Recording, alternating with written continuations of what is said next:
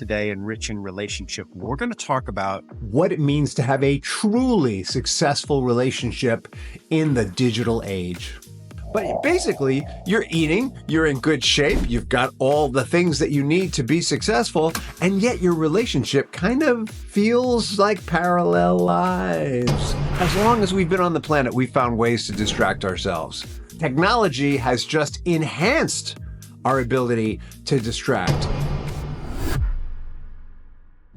Welcome to another episode of Rich in Relationship. I'm your host, Rich Heller, and welcome to Redefining Relationship Success in a Tech-Driven World. Have you ever thought about how technology could help not just hurt your relationship? What if AI and screens could become tools for connection instead of distraction? In this episode, we're going to explore how to redefine success in relationships by, first, redefining what does success mean? Second, how do we use technology thoughtfully in this process? And we're going to introduce the concept of hybrid intelligence, where you partner with the strengths of AI to combine and create meaningful and personal relational growth. Yeah, and I'm not talking about with the AI. I'm talking about using screens, everything about screens and AI, to build yourself and build your relationship separately and together. You know, the traditional markers of relationship success have been longevity, right? If the relationship lasts, it's got to be successful. Low conflict or even conflict avoidance. If the relationship's conflict-free, you must be on the same page. And financial stability. You know, these have been the key metrics for relationship success. Well, I submit to you that these traditional markers fall short in the age of constant connection, and they ignore the value of the tools that we have today. In fact, where we tend to go is we tend to have these things. We have longevity. Maybe you've been married for 5, 10, 15, even 20 years. Maybe you're avoiding conflict like the plague. Every now and then there's an explosion. You're financially stable. You've got kids. You've got a nice house, or maybe you feel like your house could be nicer. There's a lot of that going on in social media. Why isn't my house nicer?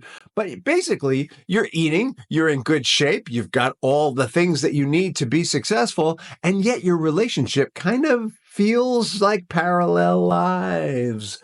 And it's because we are using electronics as a distraction. It's because we are focusing on our individual gratification and individual fulfillment in different areas of life, not just electronically, to make up for what's missing in our relationship. This episode is about how to address that.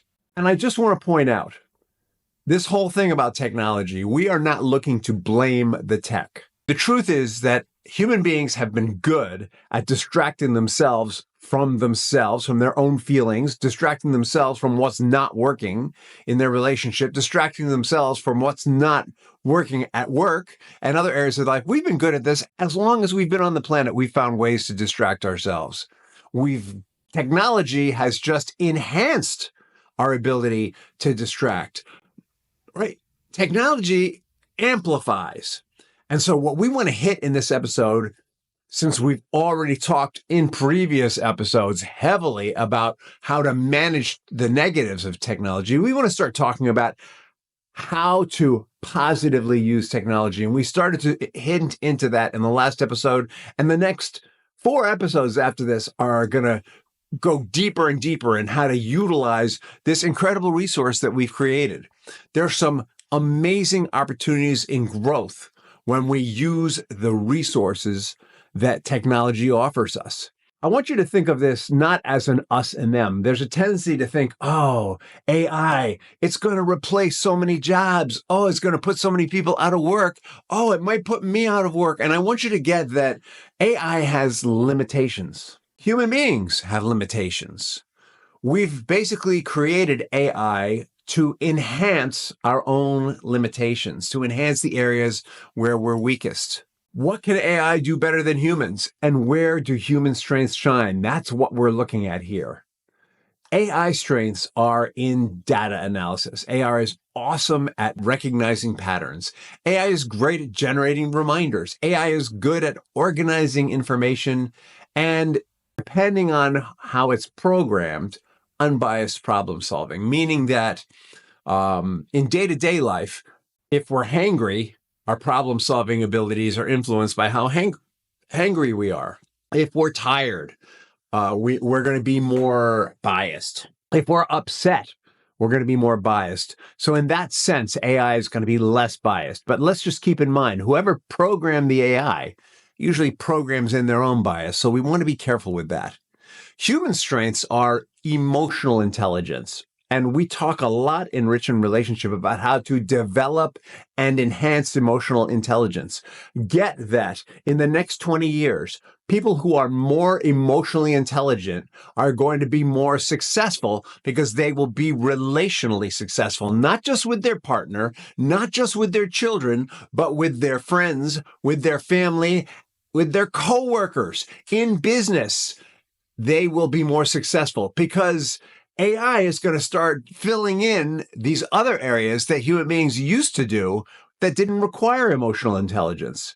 Human beings can be more creative in the sense that creativity draws on emotional intelligence and emotions. AI, as far as we can tell, does not yet have emotions. It can mimic emotions. It can come up with an appropriate emotional response once it judges a situation, but the AI itself does not yet have emotion. Human beings have what we call intuition and nuanced decision making. Nuanced decision making means that when we make a decision, there's a huge context, a deep cultural context, a deep emotional context that AI just doesn't have. It may have hints of it, but it just doesn't have it.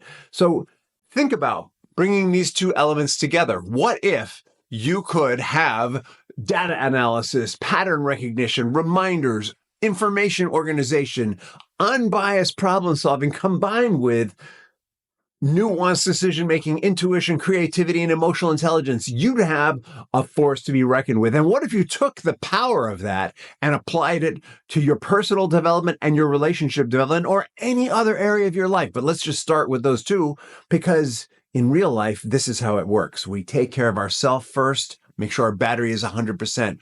We handle our partnership next because our partner is our greatest asset in life, personally and in every other way. And then we handle our family next because, they are the future. And then we handle work, community, extended family. Those things all come after that. And so we're going to look at creating a hybrid intelligence model for personal growth and relationship growth in the next 4 episodes. And this episode's the kickoff for that.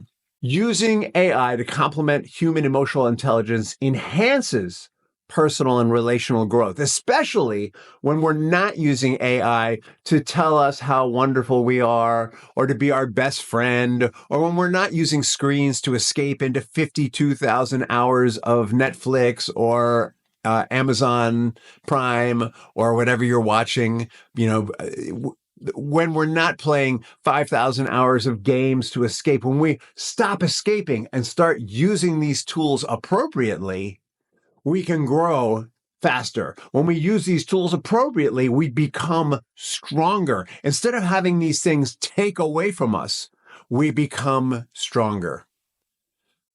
Here's some examples. You could use an AI app for reminders about meaningful dates, or to remind you to journal while relying on human intuition for emotional connection. You can use AI to structure your day and build in new habits. You could set in priority in a discussion with AI the habits that you want to build, give it some timelines, asking it, hey, what's the ideal way to build in these habits, given that it takes 30, 60, 90 days to establish a habit? How can I do this? And what should I do if something unexpected comes up? AI is great for things like that. So let's talk more about this topic, how screens become tools for growth instead of attention sucks, where we piddle our lives away because we just don't want to plug into life anymore. I want to ask you something. Are screens controlling you, or are you using them to control your growth? And the question is, are your emotions controlling you? Or are you using your emotions to drive your growth? Because really what's happening with screens is not that the screen's controlling you, it's that you become emotionally overwhelmed, emotionally distraught, and you need to unplug from life for a while, and so you plug into screens. I'm not suggesting you should never do that. I'm suggesting that when we do that, we should do it very consciously and carefully. What I'm challenging you to do is shift from passive consumption to active engagement with technology. It's almost a mindfulness approach to using tech, even if it's watching the latest Kung Fu movie. I want you to think about educational apps for self-improvement and self-development and relational, having a little tongue speed bump there, relationship insights. We've got over 300 episodes here in Rich in Relationship, all about relationships. What if you used our YouTube or podcast, however you're tuning into us, the podcast app, what if you used that for relationship development? What if you picked one topic and used it for relationship development? Here's an idea. What if you asked AI to go through all the Rich in Relationship podcasts, tell it what the challenges are that you're having in your relationship, and ask it to identify all the podcast episodes that would help you? That would be a way that you could combine screen time and the ability of AI to sift through 300 plus titles, which is going to take you some time, and pull out what's relevant. The obvious examples are scheduling tools for shared goals or family time. I'm not just talking about calendaring. It might be a matter of taking AI and pumping in a bunch of apparently conflicting scheduling needs and having it work through what might work. You may have to teach it how to prioritize in order to do that. Let's talk about the role of social media and streaming services, since I've already leaned into that a little with the Rich in Relationship YouTube channel. What if your social media habits celebrated wins instead of feeding comparison or conflict? All right. So often when we go into social media, we look at the most amazing car or the most amazing apartment or the most amazing vacay, and we think, God, why am I not there? In the last election, a huge mass of people complained that they simply don't have enough money. Contextually, though, if you look at what they have versus 20 years ago, they have so much more. The way they're using their money is a little different. Part of the problem is that when we go to social media, we feel so less than. What I'm challenging you to do here is to start using social media to celebrate what's really important. It's not about materialism. Nothing wrong with materialism, but that's not our source. Let's go back to the concept that maybe success is more than longevity of relationship, more than conflict avoidance, more than financial stability.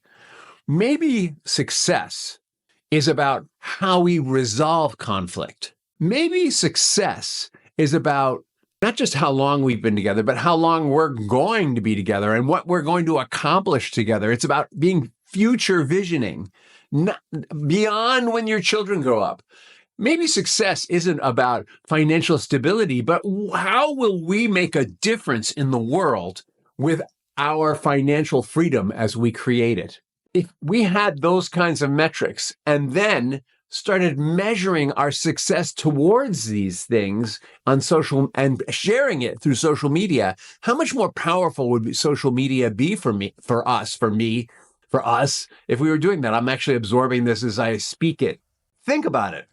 If you, instead of comparing where you are to where other people are, compared how much you've moved towards your goals to where you were, how much better would you feel? Celebrate milestones, celebrate anniversaries, celebrate personal achievements on social platforms. Join support groups for couples, for parents. If you have an individual interest, hook up with clubs or groups that have that interest. Look for ways that you can use what's out there on social media to build up instead of tear down. And notice when you tear down. Sometimes this is a very unconscious process. We want to make sure that we catch our unconscious mind when it slips into negative patterns and retrain it. And if you're having trouble retraining it, we've got amazing programs here that can help you with that. Have helped hundreds of clients with these kinds of problems. When you're using streaming services, I want you to start getting very conscious about how you use them. This is probably the biggest unconscious attention suck that we have. Pornography would fall under this. Some people get very addicted to pornography. Some people take out their aggression, unconscious aggression, through watching violence on television. Some people take out their unconscious need for bromance or romance. I want to ask you, are the shows and movies that you watched building you up or taking you down? Are you watching stuff together or are you just watching things apart? When you watch things together, is one of you suffering or are you both all in? I want you to start thinking about, first of all, as an individual, what are the things that are really going to build you up? And as a couple, what are the things that represent shared interests that you can watch together? And in the coming episode, we're going to be talking more about values and shared interests to help you with this. Right now, we're just laying the foundation for that episode. I want you to start thinking about these things, though. If you're just watching chick flicks to make her happy, or if you're just watching fight action movies to make him happy, then something needs to change there. You need to find some middle ground. And if you're not watching together at all, then you are slipping more and more into parallel lives. Watching streaming services can be a way to bring you together. I want you to think about screen smarts for a second. Nicole Dreisky, who I'm going to make a plug for here, is the author of Screen Smarts. She happens to be my big sis. Shout out to you. Love you, sister. She's got a model in Screen Smarts for consciously choosing content that aligns with shared interests. And it also gives a model for using what you're watching to explore your shared interests, to be very cognizant of what you're watching, to talk about what works for you, what doesn't, so you can better pick what comes. Now, in complete transparency, she wrote Screen Smarts for parents to help them manage their children's screens, but it is applicable to all of us. And we're going to talk about that more in the coming episodes, because Nicole's created an amazing frame for this. It isn't just that she's my sister. It's just that she's freaking outstanding. More links in the podcast below. We'll give you some links to her TED Talks on this, her TED Talk on this subject. I want you to set the stage for success in the digital age. Do you want to get started today? Here's how to use screens and AI for personal and relational success.